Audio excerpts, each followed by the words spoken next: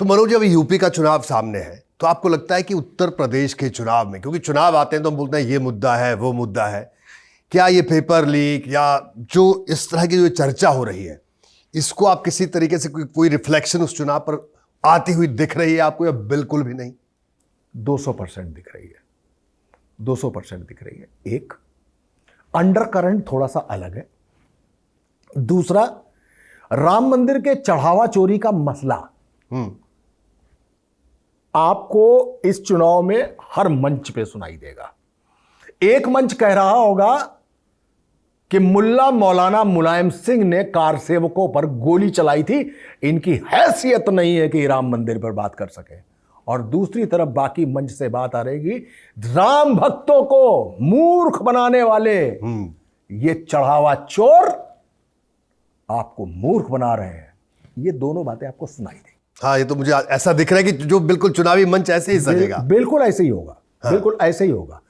और 89-90 में गोली चली है, आज तक मुलायम सिंह कैरी फॉरवर्ड है। ये मुद्दा हमेशा कैरी फॉरवर्ड रहेगा, हमेशा कैरी फॉरवर्ड रहेगा। तो जो एसआईटी बनी इस पूरे इशू पर और जो कार्रवाई हो रही है, उससे आपको लगता है कि जो ग्राउंड पर जो यानी आम जनता है, वो जनता का जो भरोसा टूटा है, वो भरोसा अभी वापस नहीं आएगा इतनी आसानी से? महाराष्ट्र का वो सेठ इतना बड़ा नहीं है जिसने दरवाजों पर सोना मढ़वा दिया हो। मैं उस व्यक्ति, उस भक्त को बड़ा मानता हूं जो पैरों से दिव्यांग है, खसीटता हुआ आता है और अपनी जेब से निकाल के 1 रुपए का सिक्का दान पात्र में डालता है। उसकी श्रद्धा किसी सोने के दरवाजे से ज्यादा बड़ी है। उसने क्या सोचा होगा? आपने 2021 के बाद से 24 लाख की जमीन आपने 25 करोड़ की खरीदी, 5 करोड़ की जमीन आपने 54 करोड़ की खरीदी। किसने खरीदी? ट्रस्ट ने खरीदी। और ऐसी दर्जनों जमीनें खरीदी। अब आप बोलेंगे खरीदी तो क्या हुआ? नहीं साहब, 2021 में राधे श्याम मिश्रा कमेटी बनी थी। राधे श्याम मिश्रा कमेटी को 21 दिन में रिपोर्ट देनी थी, आज तक नहीं आई है, आज तक नहीं आई। वो जो ज्यादा कीमत पर जमीनें खरीदने का मामला था। रोहित सावल ने भाई साहब से एक जमीन खरीदी, भाई साहब ने इनको 24 लाख में बेची। 1 घंटे बाद रोहित सावल ने मनोज राजन को 24 करोड़ में बेच दी। 1 घंटे बाद, 1 आवर 60 मिनट्स, इतनी देर में यह हुआ है। अब आइए, 4 तारीख को पता लग गया चोरी हो गई है। 5 तारीख को चंपत राय उठते हैं और पुलिस के साथ, अपने गार्ड्स के साथ जाकर, गाड़ी लेकर हर घर में जाकर छापा मार के 80 लाख रुपए बरामद कर लेते हैं। सीसीटीवी लगवाया जाता है कि इसको ठीक करो, इसका डेटा लाओ, वो करो। फिर एक बयान आता है। 7 तारीख को अखिलेश यादव का अचानक एक ट्वीट आ जाता है, अरे राम भक्तों के साथ चोरी हो रही है, चढ़ावा चोरी की जा रही राम मंदिर में। चंपत राय पे माइक लगता है। चंपत राय कहते हैं हर महीने ऑडिट होता है, अभी तक ऑडिट में कोई उल्लेखनीय बात सामने नहीं आई। 70-80 लाख बरामद कर चुके हैं, लेकिन उल्लेखनीय कुछ नहीं आया है। अब वो ट्वीट आता है तो एक बवंडर होता है। चाहे भाजपा हो, चाहे संघ हो, चाहे राइट विंगर हो, हर आदमी कहता है चोरी नहीं हुई है। योगी आदित्यनाथ ने इस पूरे मामले से अपने को किनारे रखा। बिल्कुल 100% प्योर बता रहा हूं। ब्यूरोक्रेट्स और पुलिस ऑफिशियल्स को इस बात के बिल्कुल साफ ताकीद कर दी गई थी कि हमें इस मामले में नहीं पड़ना है, सेंट्रल का मामला है ना।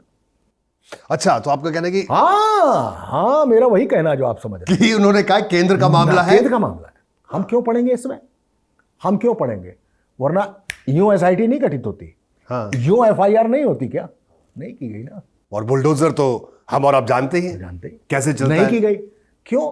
सेंट्रल और यूपी का अपना जो रिफ्ट है, उसमें कोई योगी आदित्यनाथ चुनाव की चौखट पर खड़ा होकर पंगा क्यों लेगा? एंड ही डिसाइडेड राइट, बिल्कुल सही डिसाइड किया उस आदमी ने। नृपेंद्र मिश्रा पहले दिन आते हैं, चोरी उरी पकड़ गए, ट्वीट हो गया सब कुछ। पहले दिन आते हैं, बोले नहीं कुछ नहीं, हमें इससे कोई लेना देना नहीं, ऐसा कुछ भी नहीं हुआ। उसके बाद अगले दिन तो घूम घूम के चैनलों में बैठ रहे थे। हाँ बिल्कुल। और बोले चोरी नहीं, डकैती हुई है। हाँ, चोरी डकैती में बदल गई। उन्होंने कहा चंपत राय की निष्ठा पर सवाल नहीं है, उनकी निगरानी पर जरूर सवाल है। तो आप इस चैनल के एडिटर हैं, आपका रिपोर्टर तमंचा लगा के पैसा लेके रिपोर्टिंग कर रहा है। आप जिम्मेदार नहीं है, आप जिम्मेदार नहीं है। माल बरामद हो रहा है गोबर के ढेर से। क्या नाम था उसका, मिश्रा लड़का है वो, लवकुश मिश्रा। लवकुश मिश्रा के सबसे पहला 5 लाख रुपया लवकुश मिश्रा के स्टेट बैंक अकाउंट में मिला। स्टेट बैंक ने उस माल को उठाया और ट्रस्ट में डाला।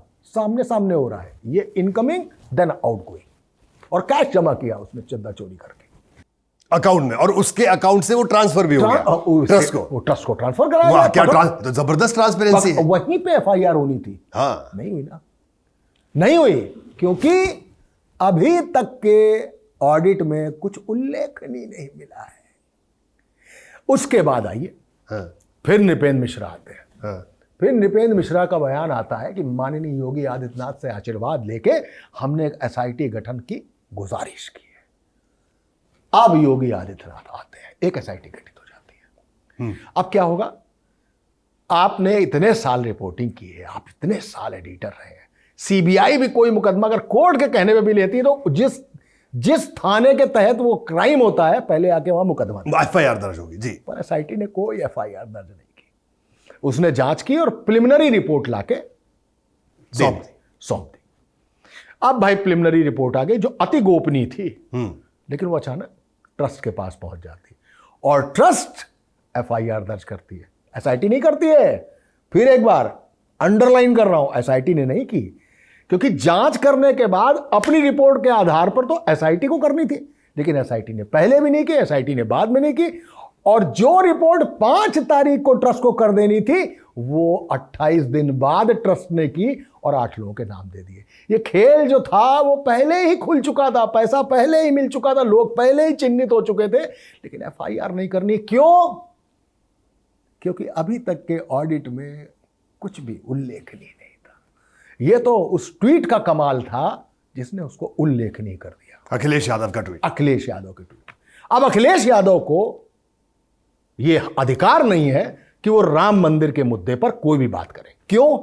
राम मंदिर में अगर कोई चढ़ावा चोरी हो रही है तो उसके लिए दिन में 3 बार आपको राम मंदिर अगर जाने का आपका रिकॉर्ड है तो आप दे सकते हैं।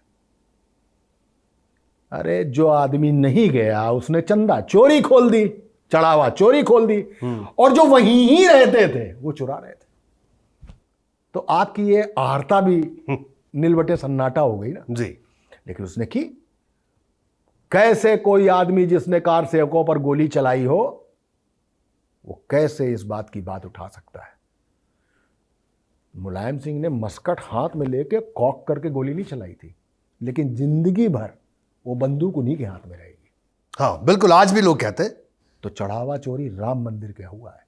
आप इस पर राजनीति करके यहां तक आ जाएंगे, आप राम मंदिर से आपका इंडक्शन होगा, आप राम मंदिर से बने होंगे, लेकिन राम मंदिर पर चढ़ावा चोरी होगा, वो मुद्दा आस्था का।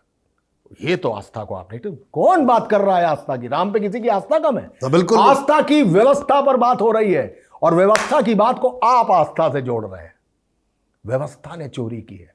उस ट्रस्ट को चंपत राय, अनिल मिश्रा के इस्तीफे और गोपाल राव को बाहर करने से काम नहीं चलना था, आपको पूरी ट्रस्ट भंग करनी चाहिए थी। क्योंकि ये ट्रस्ट को कोरोना वायरस लग चुका है। अब इनको तत्काल क्वारंटाइन कर देना चाहिए था, बिल्कुल किनारे कर देना चाहिए था, वो नहीं किया गया। ये प्रॉब्लम है, ये प्रॉब्लम है। उसको लेकर बड़ी पॉलिटिक्स चल रही है उत्तर प्रदेश में। योगी आदित्यनाथ आप जानते हैं, वो बंदा जब चुनावी चौखट की पिच पर उतरता है तो स्टांस लेग का लेता है, मिडिल का नहीं लेता, क्योंकि डिफेंस नहीं करना उसे, लेग पे लेगा। दूसरा, क्रीज लाइन से एक कदम आगे खड़ा होता है, बिल्कुल, और बल्ला लॉन्ग हैंडल पकड़ता है। क्यों? स्लॉग ओवर से अब तो मारना है। हाँ। तो वो अपनी पारी बिल्कुल शानदार तरीके से खेला। उसने अखिलेश यादव से कह दिया, बहुत राम राम करते हो, कृष्ण जन्मभूमि के बारे में तुम्हारा क्या विचार है? घेर लिया लाके। अचानक टिन्नू यादव और टीपू का मसला उठ गया, निशिकांत दुबे ने उठा दिया कि टिन्नू और टीपू में 6000, 650 बार, 980 बार, इतनी बार बातचीत हो गई।